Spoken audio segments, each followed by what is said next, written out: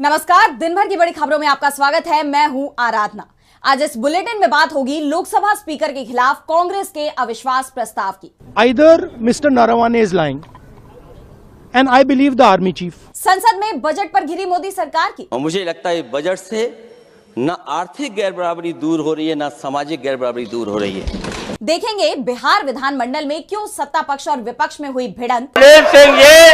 सुनील सिंह जी माननीय आप आसन की तरफ गइए। सीएम हेमंता के खिलाफ क्यों दर्ज हुई शिकायत, जानेंगे क्या अजित पवार के खिलाफ हुई थी साजिश। और बुलेटिन के आखिर में देखेंगे जाने माने कार्टूनिस्ट इरफान की किस खबर पर पड़ी तिरछी नजर।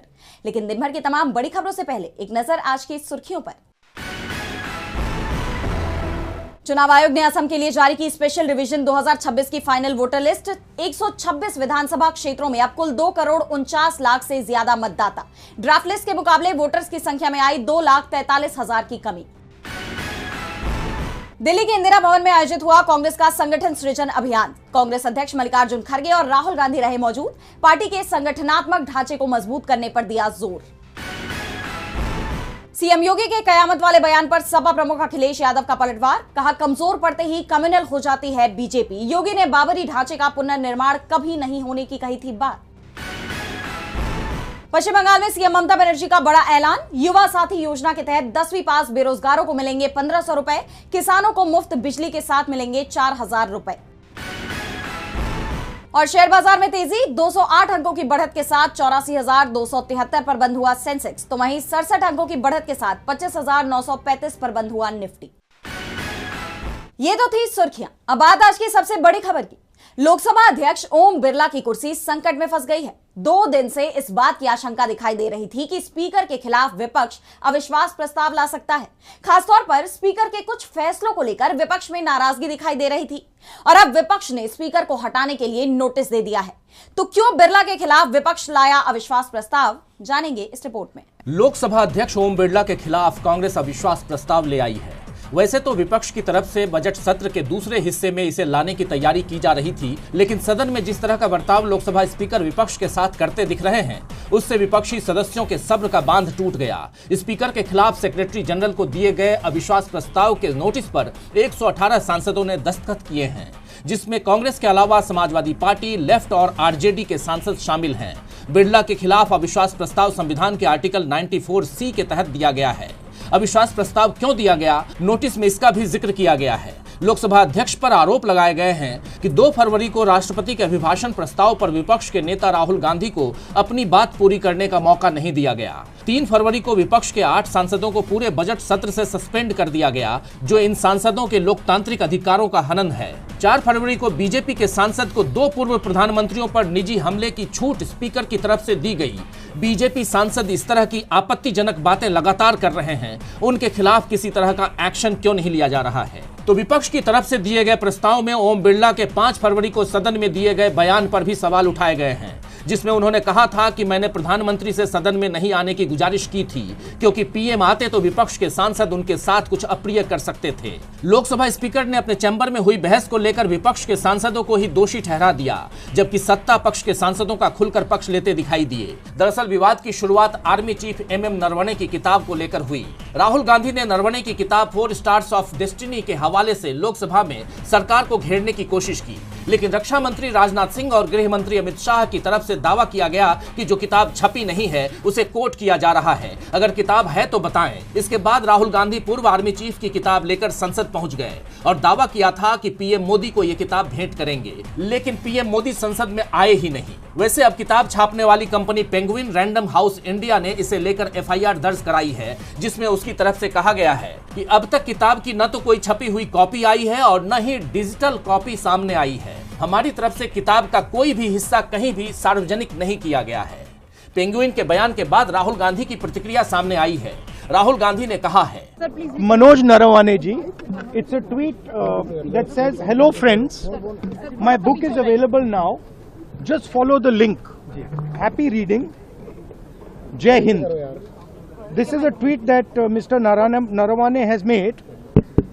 You can look into the tweet. So the point I'm making is, either Mr. Narawane is lying, and I believe the army chief.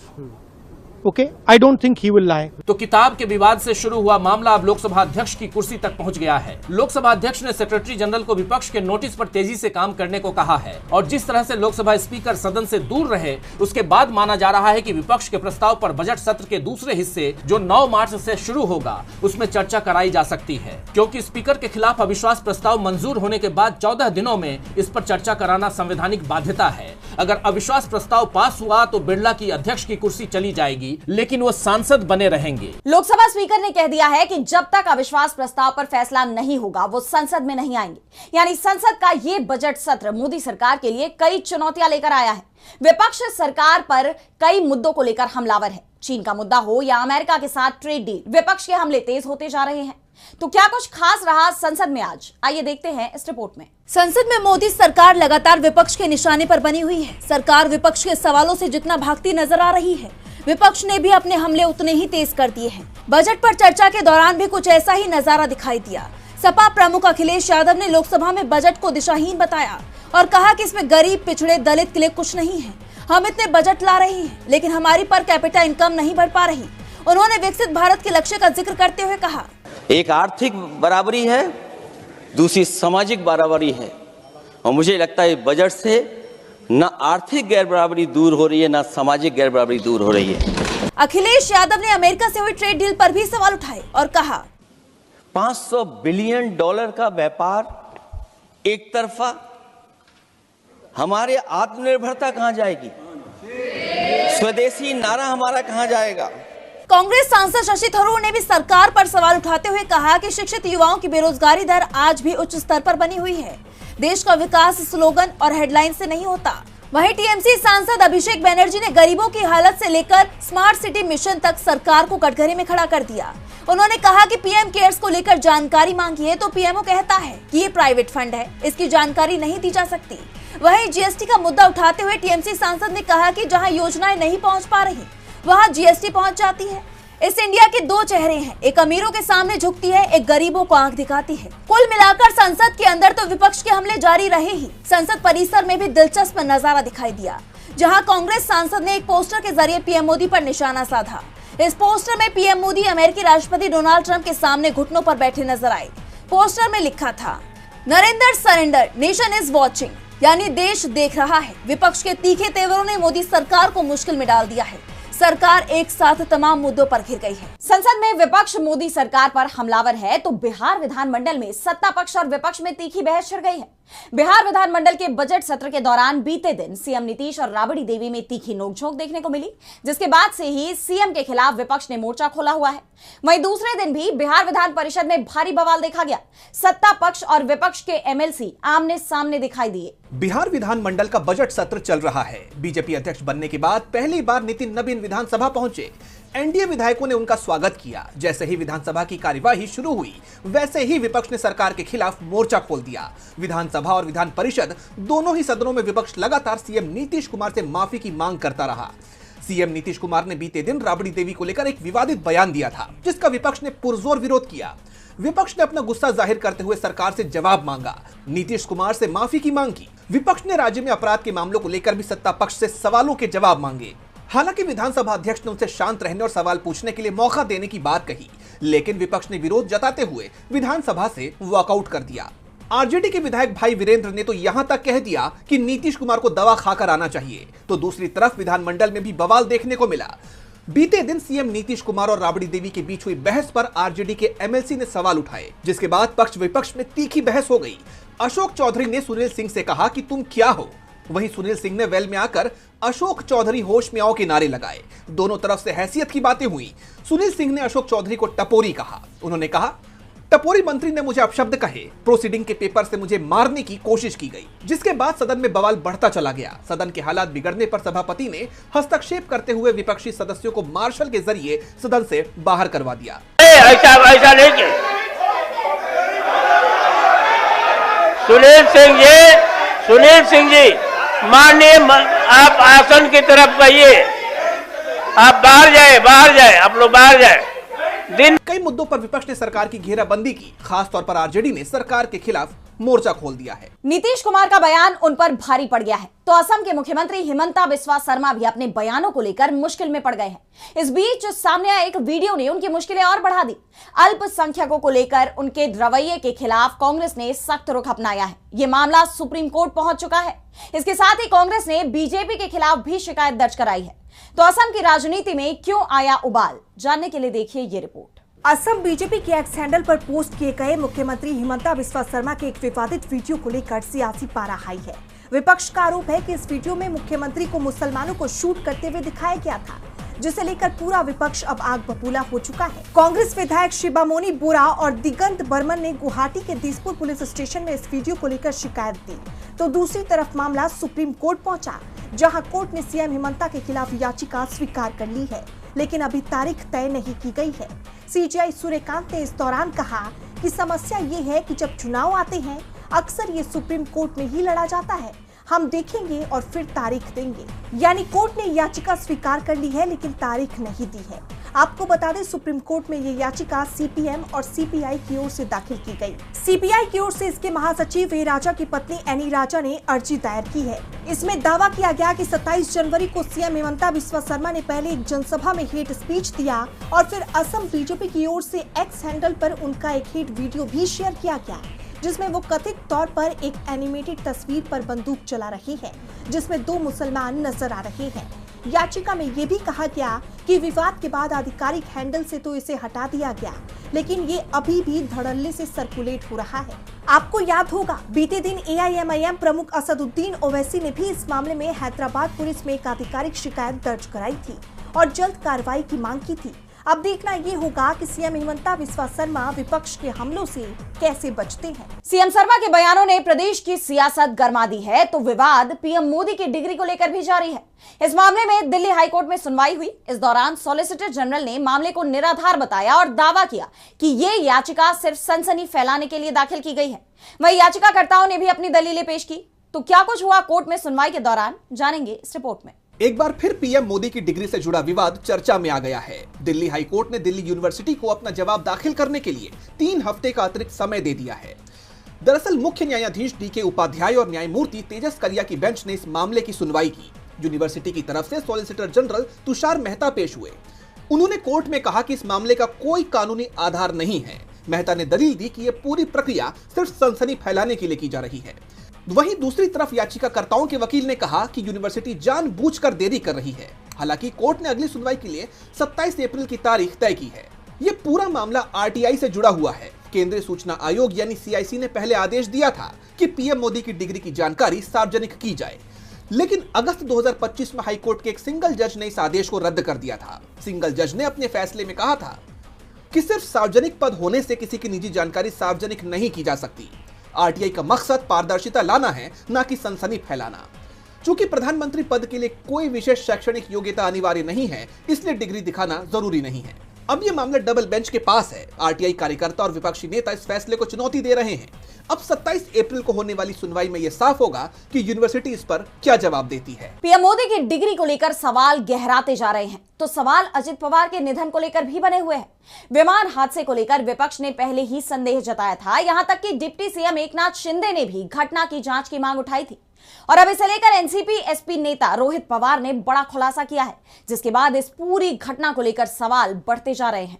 तो क्या खुलासा किया रोहित पवार ने, जानेंगे इस रिपोर्ट में। महाराष्ट्र में 28 जनवरी को एनसीपी प्रमुख अजित पवार का विमान क्रैश हो गया था। इस दुर्घटना के बाद राज्य में तरह तरह की चर्चाएं थी। सवाल उठ रहे थे कि ये महज एक दुर्घटना है या सोची समझी साजिश। अब इन सभी अटकलों को देखते हुए पवार परिवार के सदस्य और विधायक रोहित पवार ने चौंकाने वाले खुलासे किए हैं। उन्होंने प्रेस कॉन्फ्रेंस कर अजीत दादा की विमान दुर्घटना के बारे में जरूरी जानकारी दी है। रोहित पवार ने कहा है, क्या अजीत पवार की दुर्घटना एक हादसा थी? यही सबसे बड़ा सवाल है। मुझे इस पर संदेह है, क्योंकि हो सकता है कि ये घटना एक हादसा हो। हमने अजीत पवार की दुर्घटना के बारे में कुछ पड़ताल भी की। एक किताब में लिखा है कि अगर आप किसी व्यक्ति को मारना चाहते हैं तो सबसे आसान तरीका है उसके ड्राइवर को मार देना। इसके साथ ही क्या अजीत पवार के साथ कोई हादसा हुआ था? हमें गहराई से जांच करनी होगी। उन्होंने सवाल उठाते हुए कहा कि 27 जनवरी को अजीत दादा का कार्यक्रम क्यों बदला गया? दुर्घटना से एक दिन पहले के कार्यक्रम के मुताबिक दादा को मुंबई से पुणे कार से आना था उस समय तक उनका काफिला भी निकल चुका था, लेकिन दादा कार से क्यों नहीं निकले? विमान के दोनों पायलटों को आखिरी समय में क्यों बदला गया? वीएसआर कंपनी के विमान को रखरखाव का प्रमाण पत्र किसने दिया और इसकी रिपोर्ट सामने क्यों नहीं आ रही है? विमान दुर्घटना के समय पायलट ने आपातकालीन सहायता के लिए कॉल क्यों नहीं किया? विमान का ट्रांसपोंडर बंद क्यों था? क्या पायलट जानबूझकर विमान दुर्घटना करवाना चाहता था? यानी रोहित पवार ने दावा कर दिया है कि अजीत पवार की विमान दुर्घटना किसी साजिश का हिस्सा हो सकती है। इस दावे के साथ ही रोहित पवार ने कई बड़े सवाल भी खड़े कर दिए हैं। डिप्टी सीएम अजित पवार के निधन ने महाराष्ट्र की सियासत में भूचाल ला दिया है, तो उत्तर प्रदेश में एसआईआर को लेकर बवाल जारी है। प्रदेश में बीएलओ पर जबरन वोट काटने का दबाव बनाने की खबर सामने आई है, जिसमें बीजेपी नेता का भी नाम सामने आया है। लेकिन मामले ने उस वक्त तूल पकड़ा जब बीजेपी नेता पर कार्रवाई न करके उल्टा बीएलओ पर ही एक्शन ले लिया गया। विपक्ष ने इस मामले में बीजेपी को बुरी तरह घेर लिया है। तो क्या है यह पूरी खबर, जानने के लिए देखिए ये रिपोर्ट। एसआईआर के दूसरे चरण के तहत देश भर के 12 राज्यों और केंद्र शासित प्रदेशों में ये प्रक्रिया जारी है और जहां जहां ये प्रक्रिया हो रही है वहां बवाल मचा हुआ है। ताजा विवाद सामने आया है यूपी के मेरठ से। मेरठ जिले के अमीनाबाद बड़ा गांव में 9 फरवरी को उस वक्त विरोध प्रदर्शन शुरू हो गए जब ग्रामीणों को पता चला कि बीजेपी से जुड़े एक व्यक्ति ने 200 वोट काटने की साजिश रची है। इसके लिए फॉर्म 7 भरकर बूथ स्तरीय अधिकारी यानी बीएलओ को जमा कर दिया गया और जिन 200 नामों पर वोटर लिस्ट से बाहर होने की गाज गिरी उनमें ज्यादातर नाम अल्पसंख्यक समुदाय और खासतौर पर मुसलमानों के थे। इस मामले को लेकर जब हंगामा हुआ तो बीजेपी नेता मनवीर और उनके बेटे का नाम सामने आया। बीएलओ ने उन दोनों को बुलाया लेकिन दोनों ही दिखाई नहीं दिए। इस पर डीएम ने बीएलओ पर ही एक्शन ले लिया, जिसके चलते मामला और बढ़ गया। सवाल उठ रहे हैं कि मनवीर और उसके बेटे पर एफआईआर क्यों नहीं की जा रही है। बीएलओ जिसका कोई दोष नहीं, जिसे बीजेपी नेता ने पहले से भरे हुए फॉर्म 7 थमाए, उस पर सख्ती करने के बजाय बीएलओ के खिलाफ ही कार्रवाई की जा रही है। आखिर बीजेपी नेता के खिलाफ कार्रवाई क्यों नहीं हुई? वहीं प्रशासन पर भी बीजेपी के दबाव में आकर फैसले लेने के आरोप लग रहे हैं। इसी कड़ी में समाजवादी पार्टी ने भी सवाल उठाए हैं। सपा के मीडिया सेल ने एक्स पर पोस्ट किया कि डीएम साहब से पूछो कि भाजपा दफ्तर से कितना लिफाफा मिला है। डीएम साहब के दम नहीं है कि वे भाजपा नेता पर मुकदमा कर सके, इसलिए बेचारे बीएलओ पर ही भड़ास निकाल रहे हैं, क्योंकि भाजपा से मिला लिफाफा बोलता है। आपको बता दें कि यह कोई पहला मामला नहीं है जब बीजेपी को समर्थन न देने वालों के वोट कटे हों। इससे पहले यूपी के ही चंदौली जिले की सकलडीहा विधानसभा से भी ऐसा ही एक मामला सामने आया था, जब बीएलओ को बाकायदा लिफाफा भेजकर मुस्लिम वोटर के नाम काटने के लिए दबाव बनाया गया था। और अब ऐसा ही एक और केस सामने आने के बाद बीजेपी और चुनाव आयोग बुरी तरह घिर गए हैं। और बुलेटिन के आखिर में देखेंगे जाने माने कार्टूनिस्ट इरफान की किस खबर पर पड़ी तिरछी नजर।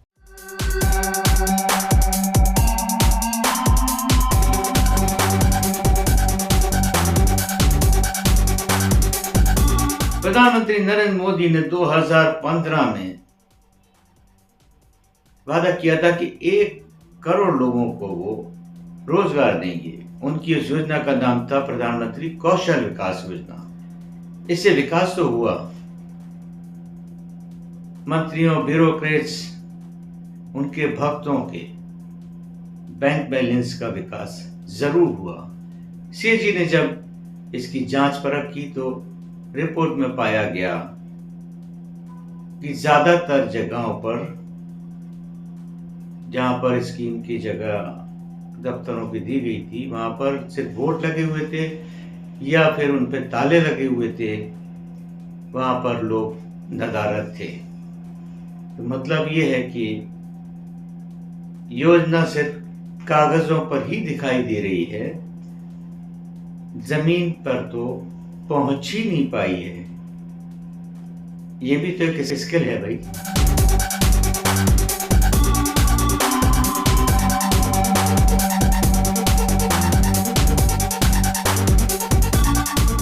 बहुत बहुत शुक्रिया इरफान जी। तो आज इस बुलेटिन में इतना ही। आप देखते रहिए डीबी लाइव। नमस्कार।